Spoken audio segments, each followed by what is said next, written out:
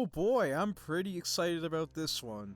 With the recent Nintendo Switch buzz and the unveiling of Super Mario Odyssey, I thought it might be a great excuse for me to talk about the 3D Mario games. Now I'll be upfront here, I genuinely think that the 3D Mario games are some of the greatest 3D platformers of all time, with the exception of my favorite game of all time, Kaya Dark Lineage, but that game deserves its own separate video series, so let's move on, shall we? Isn't it amazing how even back in 1996 at the dawn of the 3D era, it seems like Nintendo knew what they were doing? I mean, sure, the N64 didn't exactly have the greatest hardware mentality in mind, going for cartridges instead of a disc-based system like the vastly more successful Sony PlayStation, but I honestly think that these guys had a perfect grasp of what a 3D game should be right away at the start. Now, unlike most games, especially platformers, around 1996, Mario 64 comes packed with fully 3D models for graphics, save for some of the enemy sprites, and open world design not seen by any game at the time. This game is so perfect for its time, I wonder if Nintendo had something like this planned long before the N64 even existed. Oh wait, they did! Say hello to the one and only Super Mario FX. Around the time of Star Fox's development and eventual release, Nintendo was so hyped up about the Super FX chip used in that game and a few others that they were originally planning to release a 3D Mario game for the Super Nintendo. The only reason that they didn't finish this concept was not because the Super Nintendo was too underpowered to handle the game, but rather because the Super Nintendo controller didn't have an analog stick or enough buttons to support a fully 3D game. This isn't confirmed for certain, but I speculate that some of the assets of the prototype were later used in Yoshi's Island, since it too had Super FX technology in its cartridge, and obviously some of the assets were also used in the real Super Mario 64. Now, as some of you may not know, Argonaut Software, of course, were the ones to help Nintendo in understanding how to make 3D games. And for those of you who didn't know this information may be wondering, why didn't they really assist Nintendo on this project? Well, they sort of did. In fact, before Mario 64 was a thing, Argonaut was pitching a 3D platformer for Yoshi, which had a similar open-world design philosophy to the previously mentioned game. Nintendo ultimately rejected the pitch, but the game can be found today as Croc the Legend of Gobos, which got released in 1997 due to the struggles Argonaut was going through in finding a new publisher. Since Nintendo had about 4 years of messing around with this game, it's no wonder that it feels so polished and fresh, even 21 years after its initial release. I mean, just look at the game. Sure, it might not be the greatest thing graphically, but the color design makes it seem like that doesn't even matter. Saving on cartridge space, Mario 64 decided to go with these really clear and bright pastel colors that would stand out and look beautiful, despite the actual models looking very blocky and strange. It's sort of like the technique used in the Super FX games, only amped up to 11 because the N64 and all the next-gen shit and whatnot. I actually enjoy this low-poly style the game provides, because due to the technical limitations, I feel as if the game looks really unique and interesting in its own right.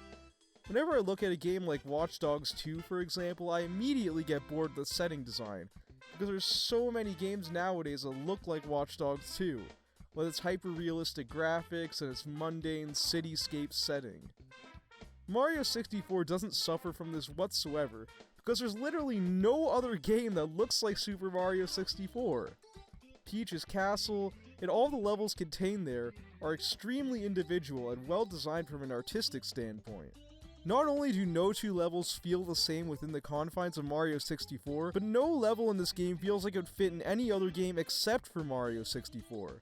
This is something a lot of the later 6th gen 3D platformers like Ty the Tasmanian Tiger and Vex fail to grasp. Sure, if you look at those games today, they clearly are graphically superior to Mario 64, but are they even a fraction as memorable? Is this subjective opinion? But for me the answer is an emphatic no. From the lush green lands of Bomb-On Battlefield, to the sweeping skies of Rainbow Road, to even the interesting graphical gimmicks like Tiny Big Island, Mario 64 never leaves a fascinating idea that the developers had unturned, and I honestly wish more developers had this mentality in mind when making more of this style of collectathon game. I'm also honestly shocked about the enemy design and how they took character designs that seemingly would only work in 2D and they managed to flawlessly transition those designs into 3D. Maybe it's due to the simple character geometry, but I feel like it definitely worked better for Mario here than it did for Sonic and Sonic Adventure when they were porting the badniks to that game. The new designs they added in Mario 64 also feel like they fit right into this universe, while still being their own style, since they're all as wacky and goofy as Mario's past enemies, while still retaining some sense of striking individuality of their own. The piano in Big Boo's Haunt, for example, would fit right in a Super Mario World Ghost House, but its placement within the level and the extremely memorable soundbite that plays for the piano makes the enemy go from a regular enemy to an iconic to Mario 64 enemy. You have to admit as well, the animation in this game is top notch. I especially appreciate the stripper pole Mario animation, which is downright fucking hilarious. Sure, this game looks great, but did you know that it also plays great? I'm sure many people have gone over this already, but Mario's 3D moveset is absolutely perfect here in Mario 64. You have the short punch for enemies that are difficult to jump over, the jump for obvious reasons like platforming and jumping on enemies, the long jump for jumping long distances and getting into some crazy shortcuts, and of course the breakdance kick, and the triple jump that makes Mario fucking fabulous. This is just an addendum, you can also get a sparkly jump from Yoshi! If you 100% the game, of course, but I digress.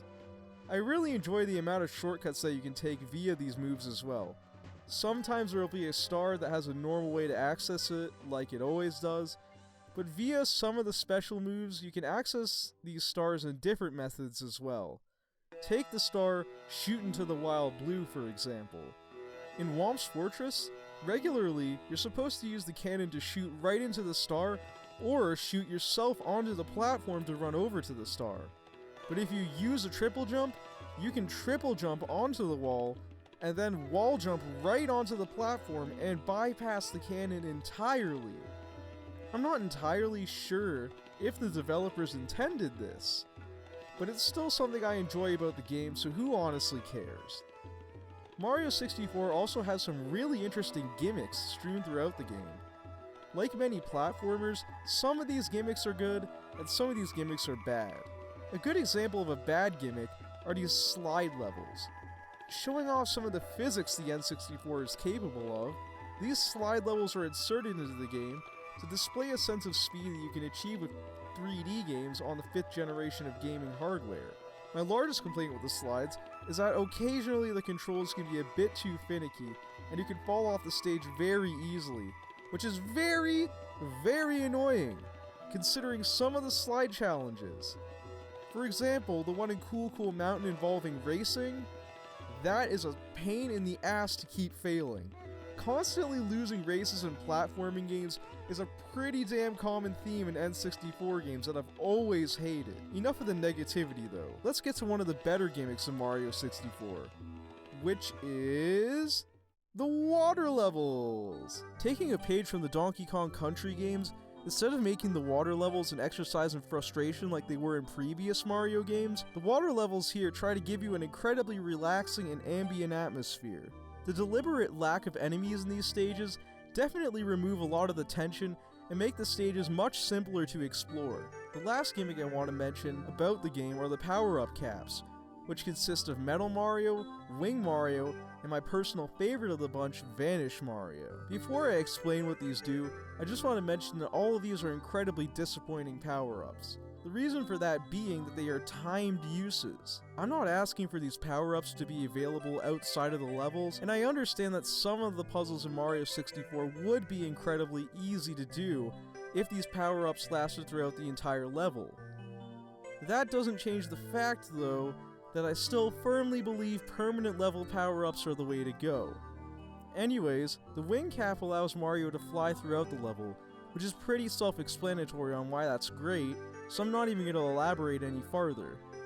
The metal cap turns Mario completely into metal, which allows you to be invulnerable to certain enemies and let you sink to the bottom of bodies of water. Lastly, there's the vanish cap, which allows you to walk through certain grates and walls. Yes, it's incredibly situational, but come on, who doesn't want to vanish through walls like a ghost? Despite my criticism earlier, I do like how all these power-ups are completely original, considering that if they reuse the power-ups from the 2D games, I feel like it would make the game far too easy, save for certain power-ups like the Fire Flower, which I'm a little disappointed doesn't make an appearance, not gonna lie. This brings me to the health meter, an addition to this game that's fantastic. Since there's no mushroom in this game, you are instead allowed 8 slices of hit pie, and if you get hit by an enemy, you lose a slice. But fortunately for you, you can get back some slices of pie incredibly easily. All you have to do is either get a coin, which buys you back a slice of pie, or just rest yourself on the top of the water. Okay, moving on. Camera control. It blows. Okay, it's not that bad, but it definitely reeks of aging. The camera controls use the C buttons, which work well for the most part, but if you're in a tight space, the camera can obstruct itself onto an object, making it impossible to use it in some instances. It's not a game-breaking 3D camera, but I'm definitely glad this system was noted by other developers, and received some much-needed tweaking in future 5th generation 3D platformers. Try saying that 5 times fast. Future 5th generation 3D platform.